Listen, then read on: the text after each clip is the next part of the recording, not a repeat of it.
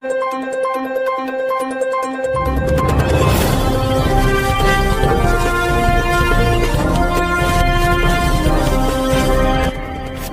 பார்த்துக் கொண்டிருப்பது உள்ளாட்சி. கடலூர் மாவட்டம் வேப்பூர் அருகே உள்ள ஆலம்பாடி கிராமத்தில் நடக்க முடியாத நிலையில் மகாத்மா காந்தி தேசிய ஊரக வேலைக்கு சென்று வர முடியாமல் உணவுக்கு கஷ்ட நிலையில் இருக்கும் இந்த அம்மாவிற்கு புரசை உதவும்.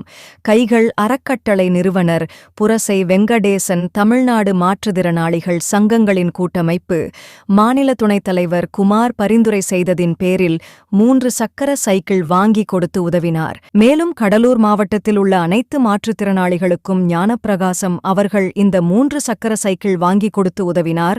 சிறப்பு அழைப்பாளராக வேப்பூர் காவல் ஆய்வாளர் இந்த ஆதரவற்ற மாற்றுத்திறனாளி இந்திரா காந்திக்கு ஒவ்வொரு மாதமும் உணவு மளிகை பொருட்கள் வாங்கிக் கொடுக்கிறேன் என்று இன்ப அதிர்ச்சி கொடுத்தார்.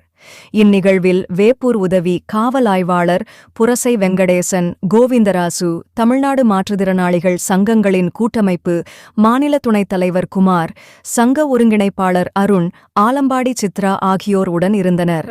எங்களை சப்ஸ்கிரைப் பண்ணுங்க, அப்படியே பெல் சிம்பலை கிளிக் பண்ணிடுங்க.